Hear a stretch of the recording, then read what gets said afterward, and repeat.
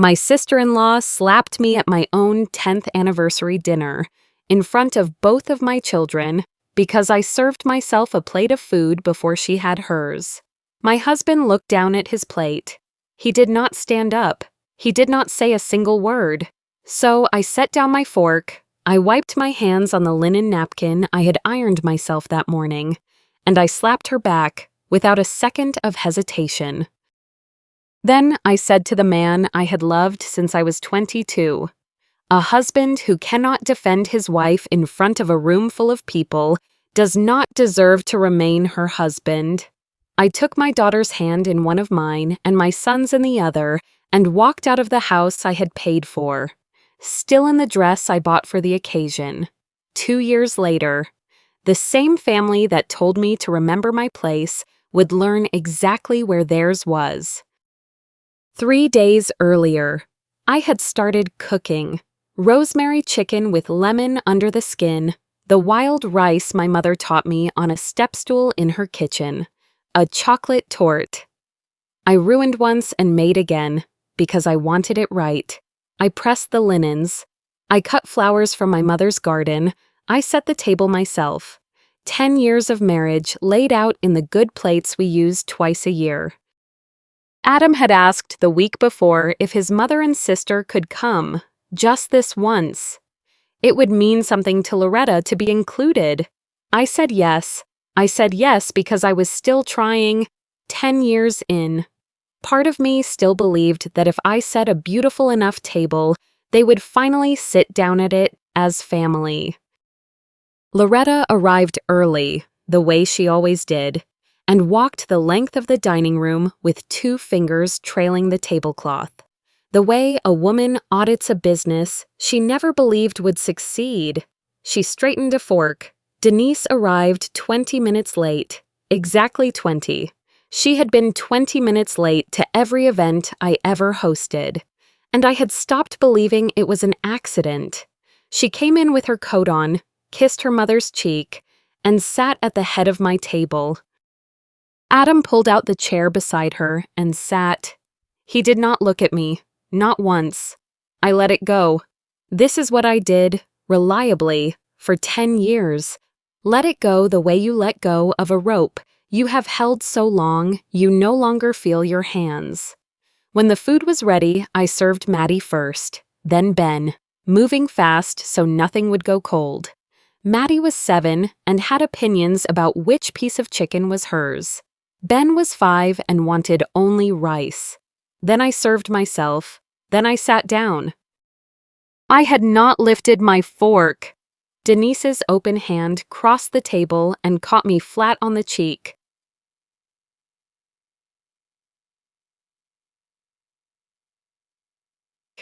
The sound arrived before the pain did.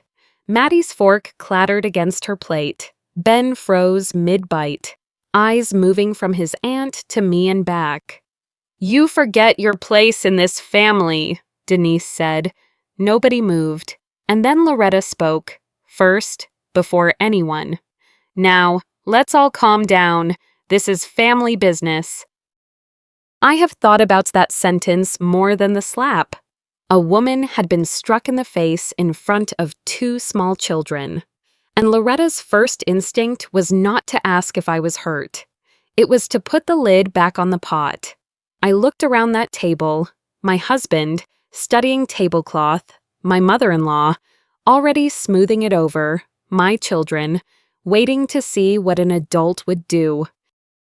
And I understood, with a clarity that felt almost peaceful, that nobody at that table was going to call anyone. Not the police, not each other, not ever. So I set down my fork. I wiped my hands on the napkin I had ironed that morning, slowly, the way you move when your body needs to catch up to a decision your mind has already made. Then I reached across the table and slapped Denise back, with 10 years behind it. The gasp that went around that table almost made me laugh, as though I were the one who had broken something sacred. I stood up. I looked at Adam, not at her, not at his mother, at him. A husband who cannot defend his wife in front of a room full of people does not deserve to remain her husband. I took Maddie's hand, I took Ben's, and I walked all three of us out of that dining room. I sat at that table for 10 years. It took 10 years and one slap to understand I had never actually been seated there. I got as far as the car. I had both children buckled in before I understood that I had not decided anything. I sat with the key in my hand and my other hand still on the door handle, and I did not turn the key. From the street, I could see the dining room. The light was still on. Nobody had thought to turn it off. And through the glass, it looked warm, the way a dinner party looks from outside. In my head, the rest of the night was already built. I would go back in.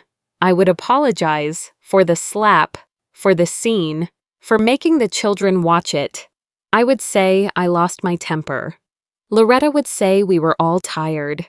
We would sit down. Someone would pass the rice. By dessert, it would be a story we told about the year things got heated. The whole evening arrived fully formed in under a minute. The way a house you have lived in a long time arrives when you close your eyes. And then I heard what I was doing.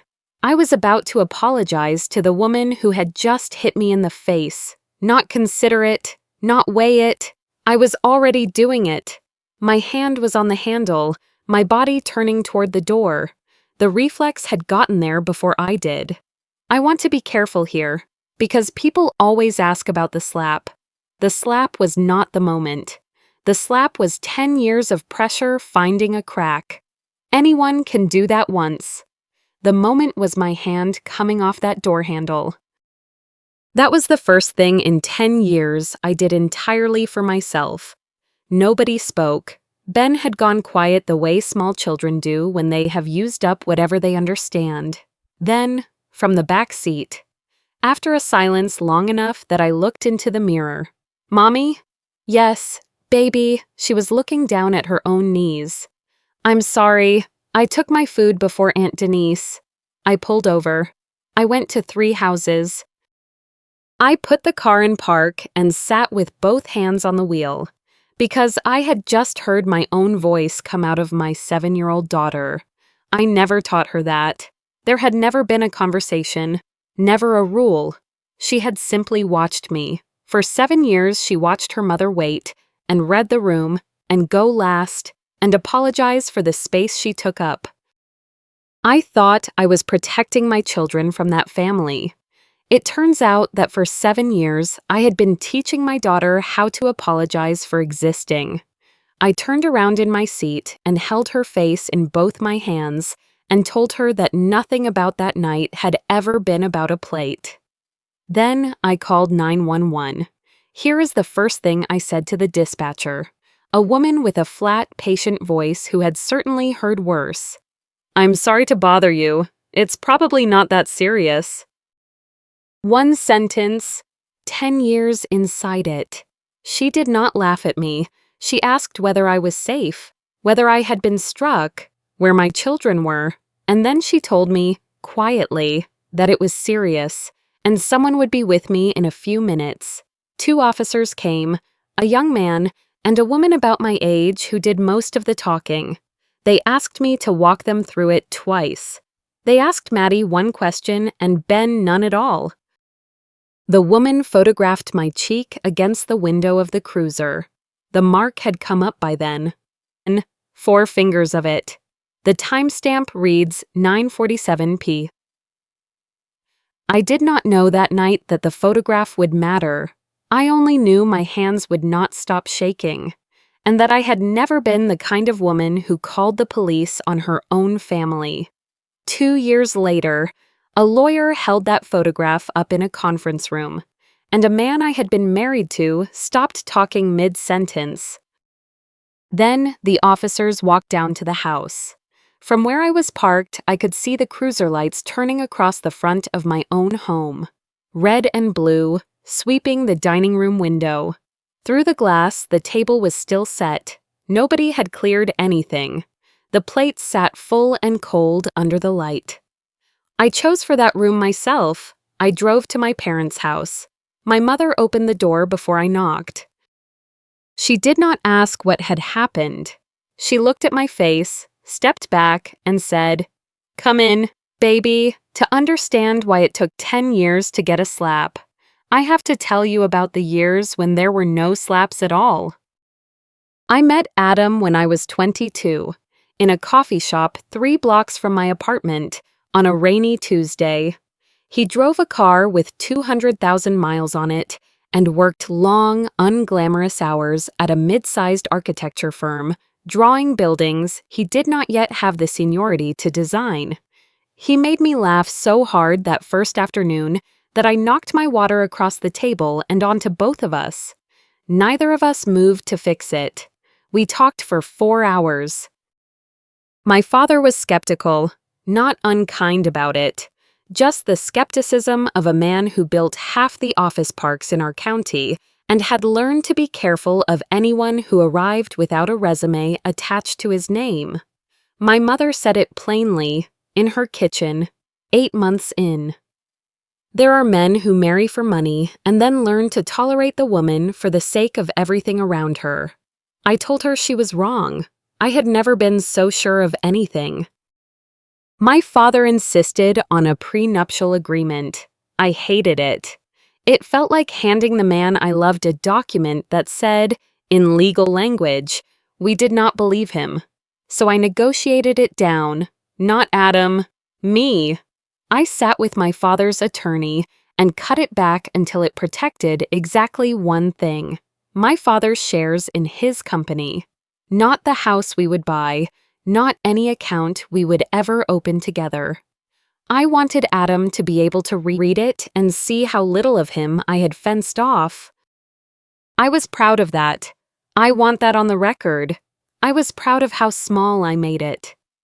We married in a garden behind my grandmother's church. Adam's family came and sat very still. Loretta and Denise watched everything, the flowers and the guests and my father's suit. With a stiff attention I read as shyness. It was not shyness.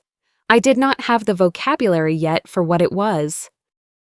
The first real cut came at our second Thanksgiving. I cooked from a recipe card in my grandmother's handwriting, the ink gone soft at the folds. Denise picked at the stuffing, set her fork down with a small deliberate clink against the china, and said to the table at large, "It's sweet. When someone tries so hard to prove they belong somewhere, they clearly weren't born." Everyone laughed the small, uncomfortable laugh people give when they know exactly what was meant. Adam reached for the gravy boat and asked who was winning the game. The second came the year Ben was christened. Loretta caught me by the coat closet while I was still holding him, and said, in the gentlest voice she owned, "Money buys a beautiful nursery, honey. It doesn't buy manners." I stood there rocking my infant son and said nothing. I had learned that answering only made the room colder for days, and that Adam never thought it back out on his own. The third was Loretta's birthday. Denise's catering business, the one that was always thriving, came up short at the last minute, and I quietly paid the bill. Nobody thanked me. Halfway through the evening, Denise said, loud enough for the servers to hear, "It's nice that Nora finally found a use for all that family money besides decorating." I laughed along. Laughing along had become its own kind of survival. There were dozens of these, small, precise, always in front of an audience large enough to make any response look like an overreaction. 2 other things happened in those years, and neither of them felt like anything at all. The first, my studio grew, and the work put me on the road. Site visits, installations, buying trips. Adam took over the household banking somewhere around year 4. It was practical. It sounded like teamwork. I asked nothing and checked nothing, because I was in a hotel in another state and he was home. The second, we bought the colonial with the wraparound porch. My father covered the down payment as a wedding gift. Every renovation after was mine. The kitchen, the porch, the bathrooms, room by room, paid for out of what I earned. On paper, the house belonged to both of us. And there was one more thing, so ordinary that I did not notice it happening. An unremarkable weeknight, years ago, chicken and rice. I reached for my own plate first, and stopped, and waited. Nobody told me to. Nobody was even watching. I did it myself. Then I did it again the next week, and the week after, until I stopped noticing I was doing it at all. For 10 years, I believed Denise hated me. Then, I spent 2 hours stuck in a car with her, and I found out something worse. It was a Thursday in the fall of our 6th year. A water main had broken downtown, and every road out of it was stopped. Denise's car was in the shop, and both children went to the same school. So she rode with me, 2 hours, 4 miles, and she was lovely. I have looked for a better word for 12 years and never found one. She asked about the studio and then asked follow-up questions, which people almost never do. She wanted to know how I priced a job, whether I ever fired a client, what the worst kitchen I had ever walked into looked like. She laughed at something I said, a real laugh, the kind that catches a person off guard and turns into a cough. She told me a story about a bride who wanted a wedding cake shaped like her own dog. And she told it well, with timing. And I laughed too. We picked up the children. She thanked me. She got out. I drove home and stood in my kitchen with my coat still on and my keys still in my hand. And I understood something that made me cold. She did not hate me. If she hated me, she would have hated me in that car. Hate does not clock out for traffic. She needed an audience. That was all. Without one, I was nothing to her. Not even an enemy. For 10 years, I believed I was being hated. I was being used. I put my keys down on the counter and stood there until the room went dark around me. It was worse than hate. Hate would have meant I mattered. I came to understand Adam by accident, from a story he told me in our 2nd year. We were in bed with the lights off, the way people talk when the day is over. He told me about being 8 years old and breaking something in his mother's house. A dish, a lamp. He never said what. Loretta did not hit him. She did not raise her voice. She stopped speaking to him 9 days. And the rest of the house followed her lead, because that was how that house worked. His father, his sister, everyone. He sat at that dinner table every night for 9 days and passed dishes and was handed dishes. And nobody said his name. He told me that an 8-year-old learns very fast what a broken thing costs. I thought, at the time, that he was letting me in. A man telling his wife the saddest part of his childhood at 11 o'clock at night. I thought that was intimacy. I held his hand under the blanket and told him I was sorry. It was not a memory. It was a warning. I was telling me exactly what speaking up costs in that house. And I heard the whole thing as a love story. Denise had her reasons too. I learned them in pieces. The way you learn anything real about a family you married into. Their father was sick for 3 years before he died.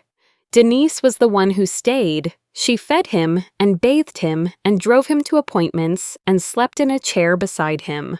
She was 24 when it started and 27 when it ended. And those are the years a person builds a life in. Adam went to college.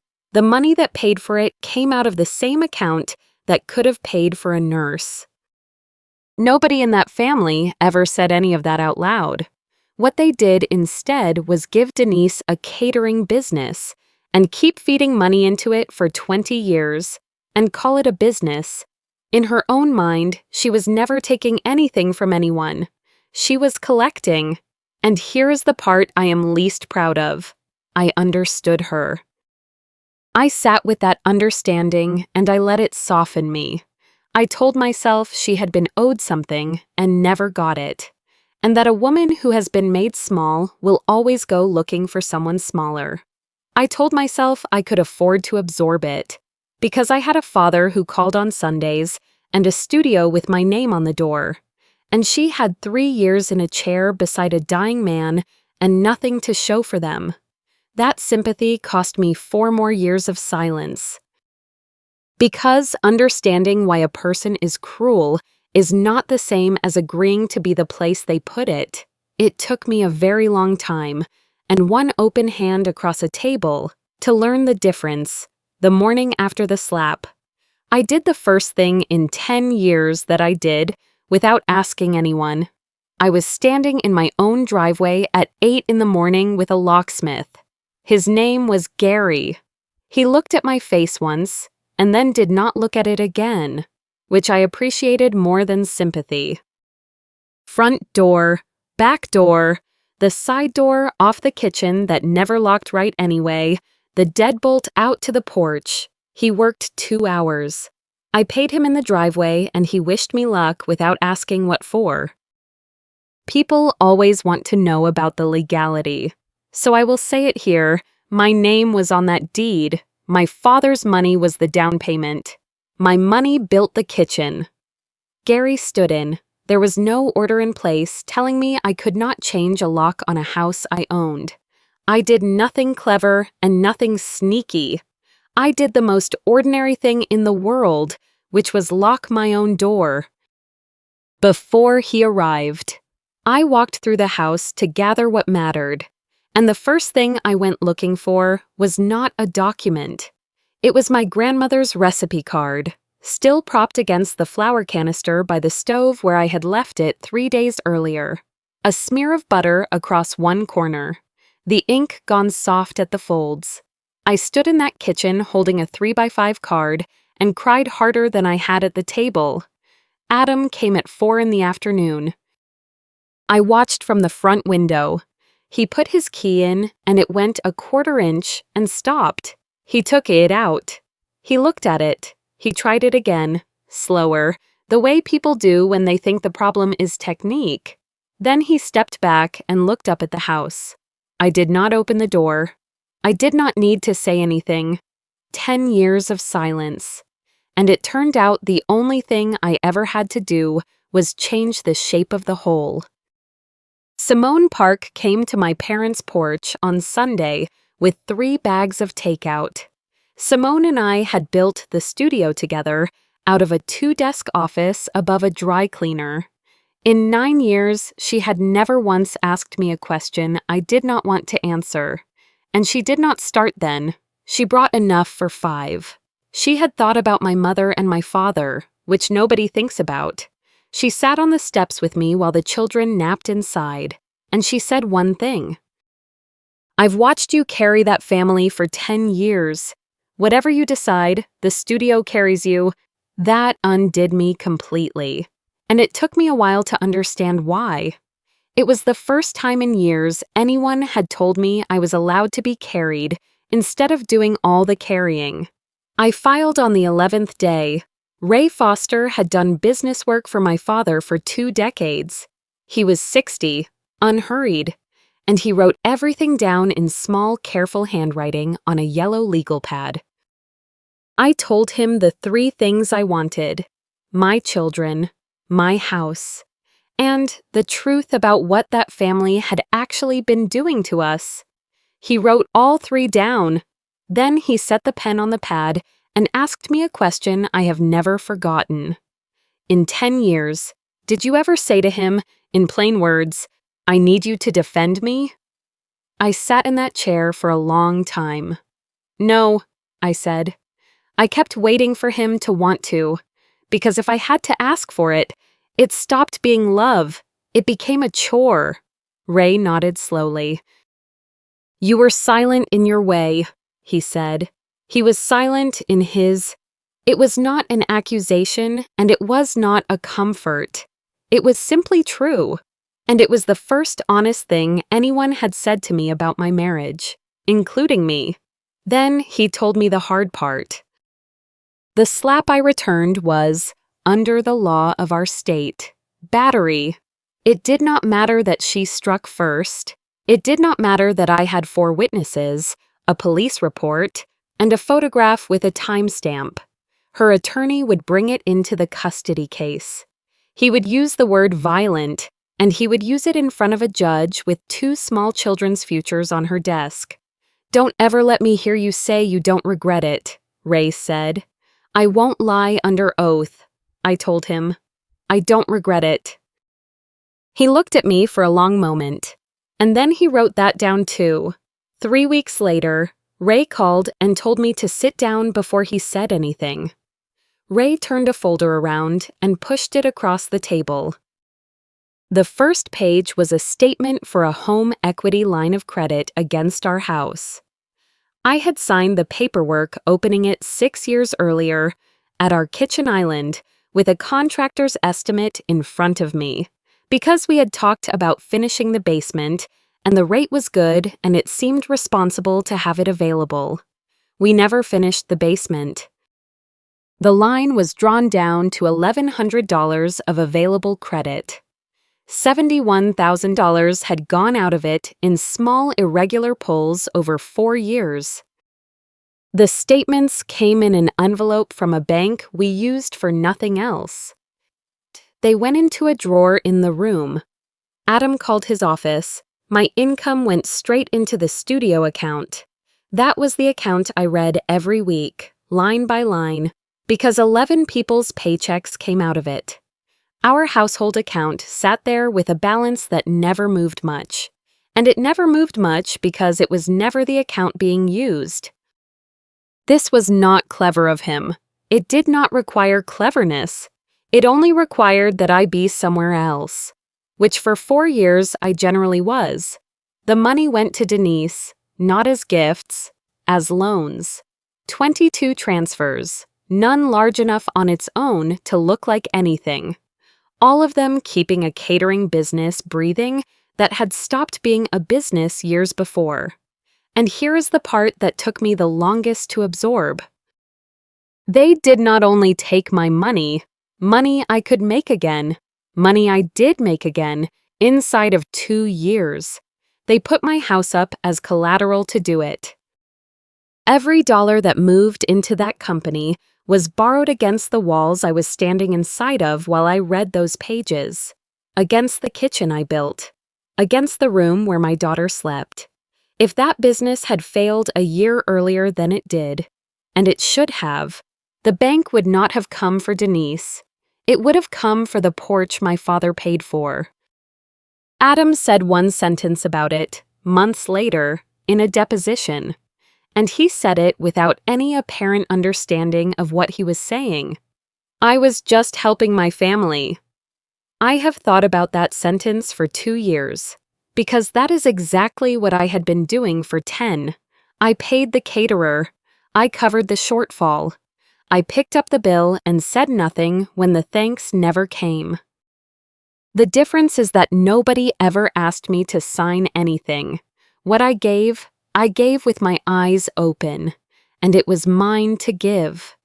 The second thing was in a box in my parents' garage. After Ray's call, I went through every piece of household paper I owned, 4 boxes, and in the middle of the third one was a property tax notice, ordinary, beige, the kind of envelope you open, glance at, and file. It had arrived 18 months earlier. I opened it. I know I had, because the flap was torn the way I tear envelopes, sloppy, with a thumb. Under the owner field, there were 3 names, Adam's, mine, and Loretta's.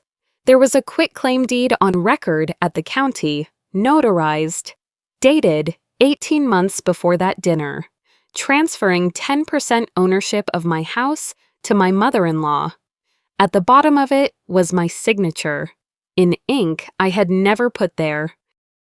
Ray brought in a forensic document examiner, a soft-spoken woman who had spent 30 years looking at other people's handwriting. She laid the quitclaim beside the mortgage documents I had genuinely signed and showed me what she saw. Pen pressure that went heavy and light in the wrong places. Pen lifts inside letters where mine runs continuously. A slant that drifted across the length of the name. It was a good forgery. Somebody had practiced. It was not a perfect one. I called my father from the parking garage under Ray's office, sitting in my car on the second level with the engine off, because I could not say those words inside the house where my children were. He listened all the way to the end without interrupting, the way he used to when I was small. Then he said, "You built that house with your own 2 hands as much as any contractor did. Nobody takes it from you while I'm still breathing." It was not a legal strategy. It was not useful. It was the only thing I needed anyone to say to me that week. Then Ray asked the question none of us had thought to ask. Who notarized it? I did not know. Before this happened to me, that notaries keep a book. In our state, and in most, a notary public must maintain a sequential journal of every act they perform, date, time, type of document, name of the signer, form of identification presented, and for a document conveying an interest in real property, a deed or a quitclaim, the notary is required to take the signer's thumbprint, not a signature, a thumbprint, in ink, in a book. Ray subpoenaed it. It took 11 days. We sat in his conference room with the journal open in front of us, a cheap gray ledger with a cracked spine, and turned it to the page, entry 41. The date matched the quitclaim. The name written in the signer's column was mine, in handwriting close enough to pass at a glance. And beside it, in a little printed box, was a thumbprint. I looked at it a long time before Ray said the thing we both already knew. It was not mine. I put my own thumb down beside it on the glass of the table, as though that would settle anything. Ray did not stop me. It took the state 6 weeks to tell us whose it was. It was Denise's. I had sat across a table from that woman at every holiday for a decade. She had held both of my children when they were newborns. She had walked into a strip mall notary's office 18 months before that dinner, sat down in a chair, and said my name out loud. She presented a driver's license with my name on it. My old one. Expired. The one I had reported lost 4 years earlier and replaced without ever thinking about it again. 2 women in their 30s with dark hair and a photograph the size of a postage stamp. She pressed her thumb into the ink pad. She signed my name, she said thank you, and she left. Whether the notary had been fooled or paid was not ours to answer. Ray referred the whole file to the Financial Crimes Unit at the District Attorney's Office, and they subpoenaed the bank records attached to the notarization fee to learn who had actually paid it. Ray told me that same afternoon not to expect anything fast. "This is not the divorce," he said. "The divorce moves in months. This moves in years. The recorder's office, then a detective, then a prosecutor with 200 other files on her desk. I won't lie to you about the calendar, but here is what I understood." Sitting in that room, Loretta prepared the documents. The quitclaim was drawn correctly, with the right legal description of the property and the right parcel number and the right language. That is not something a person does in a temper. And Denise sat in the chair. It was not a moment of weakness.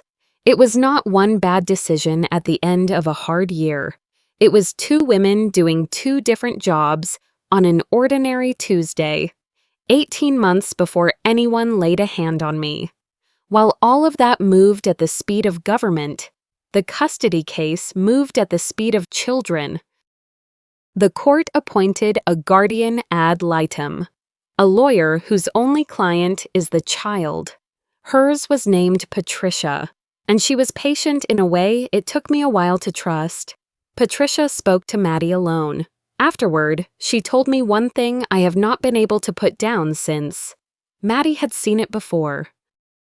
2 years earlier, at a birthday party, when I believed both children were out in the backyard, something Denise said, something my daughter understood the shape of, even if she did not have the words for it. Patricia asked her why she never told me, and Maddie said, "Because Mommy always says everything's fine. I thought if I told her, she'd be sad, because then she'd know she lied to us." I had spent 7 years believing I was standing between my children and that family. I was not protecting anyone. I was teaching them to keep my secrets for me. Adam's attorney did exactly what Ray said he would. He raised the slap. He used the word violent. He used it twice. It went nowhere.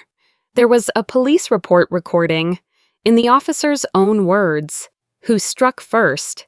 There was a photograph time-stamped at 9:47 p.m. There were 4 adults in that dining room, and 3 of them had already given statements. A judge does not have to like what I did. She only has to know what happened before it. Then, on a Tuesday morning, the phone rang in Ray's office. On the other end was a 70-year-old woman I had never met. Her name was Margot Ellis. She had married Loretta's late husband's brother, and I had never met her, because that family kept its casualties at a distance. Word travels, the way it always does. "I heard there was a deed," she said. "Is it the 10%? Is that the one she used?" Ray put her on speaker 40 years earlier, in a dispute over lake property belonging to Margot's mother. A quitclaim had appeared, notarized, signed with a name that had not signed it. It settled out of court in 90 days, with a lawyer on each side and nothing left on the record but a withdrawal. "She's done it before," Margot said. "She's just never done it to somebody who could afford a forensic examiner." Then she told me the part I did not want.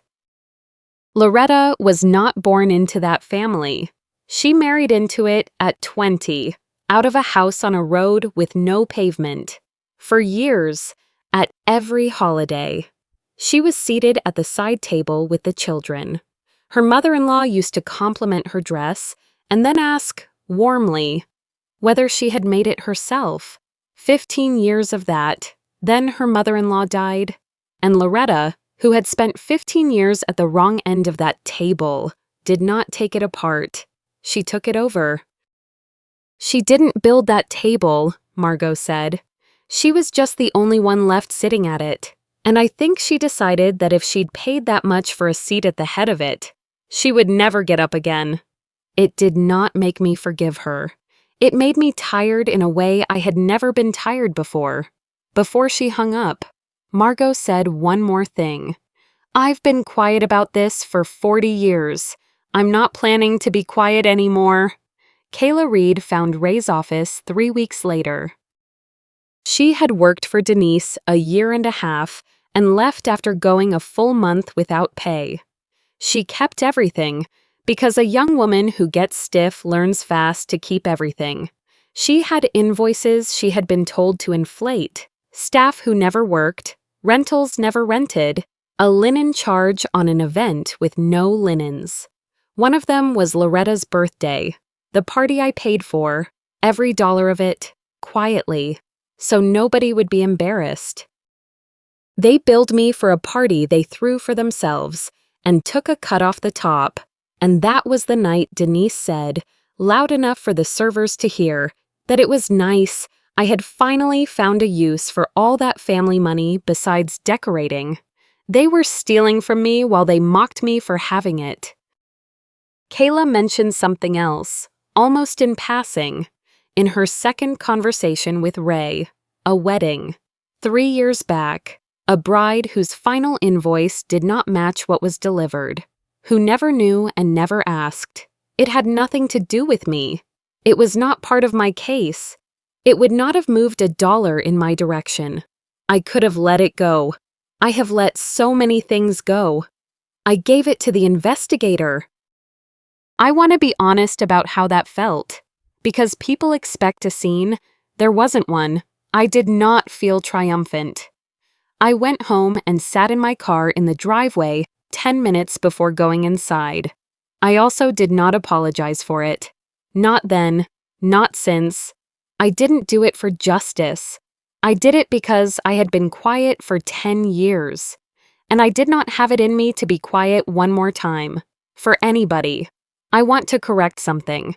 Because people assume a court handed me my house. No court did.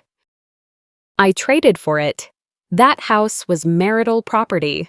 It did not matter whose father wrote the down payment check or whose money built the kitchen. What mattered was that Adam was looking at a fraud investigation that pulled his mother and sister further in every month it continued, and that I was the only person who could decline to press the civil side.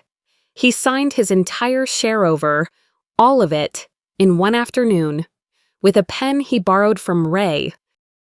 The $71,000 was handled as dissipation of marital assets, money spent out of the marriage for a purpose outside it, repaid to me in structured installments. And the prenup, the one I was so proud of shrinking, did exactly what I narrowed it down to do. It protected my father's shares. It did not protect one board of that house. Ray read it twice and set it down. He tried to protect you, he said. You're the one who crossed things out. 2 years later, I sat down at a different table. Here is where it landed. 2 years on, the house is mine, only mine. The settlement gave me Adam's share, and a quiet title action cleared Loretta's 10% off the record. Because a recorder's office can put a name on a deed, but only a court can remove it. I have primary custody. Adam has a schedule, every other weekend and one evening a week. And in 2 years, he has never been late. He was a poor husband. He is not a poor father. And I have never told my children otherwise. The $71,000 comes back in installments, an envelope every month. I have stopped feeling anything when it arrives, which I consider progress. Loretta took a plea, restitution, probation, and a conviction that will sit in a public database under her name for life. She will not go to prison. She will go to the grocery store in a town where anyone can look her up. Denise's business closed in the first year. 9 weeks after the money that was never hers stopped arriving. There had been no business for a long time. Only a storefront with a nice sign and a family bleeding into it. My studio grew more in 2 years than in the 5 before it combined. Clients ask why the work got bolder, less careful, one of them said, less concerned with pleasing every taste in the room. I have never had a clever answer. A woman no longer spending half her energy managing somebody else's family simply has more of it left for everything else. Adam asked to see me once before the divorce was final. He looked older than 2 years should have made him. I should have chosen you, he said. You did choose, I told him. One at a time, you just never thought of it as a choice. I was not bitter when I said it, and I want to be clear about that, because bitterness is what people expect. I had walked all the way through it. He was still standing where I left him. I wrote Kayla Reed a check for 1 month's wages. The month. Denise never paid her, 2 years late. No announcement, no speech. A check in the mail with a note that said, "Thank you." I found the napkin while packing the last of it. Still folded, still creased where I had pressed it. The dress was in the same box. I did not keep them. I did nothing dramatic. I put them in the donation bin behind the church on a Saturday with a bag of Ben's outgrown coats, and drove home and made lunch. We had people over last month. The table in my dining room is round now. I bought it myself. There is no head of it. And that was not an accident.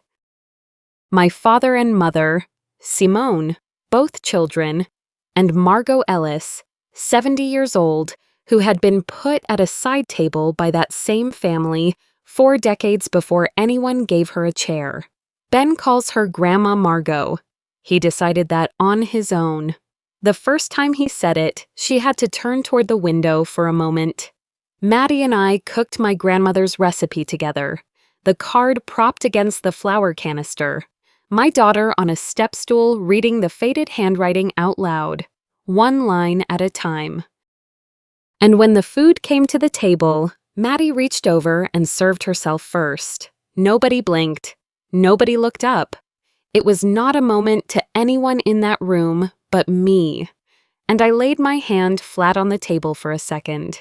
My mother watched the children argue over the last roll and said quietly that she had not seen me laugh that easily in 10 years.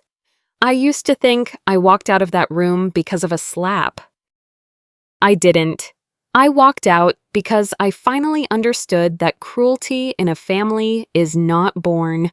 It is handed down from one table to the next until somebody stands up and refuses to pass it on. 40 years ago, nobody stood up for Loretta. She learned to survive that table, and then she became it. My place was never at the foot of somebody else's table, waiting to be handed scraps of respect. It was at the table I built. And at that table, everybody serves themselves. If someone in your own family has ever made you feel you had to earn a seat, you were already rightfully sitting in. Tell me in the comments, what did you say? Or were you quiet? The way I was for 10 years, I read every one. And if this story reaches you, subscribe every week. I tell the story of a woman who finally got up from that table,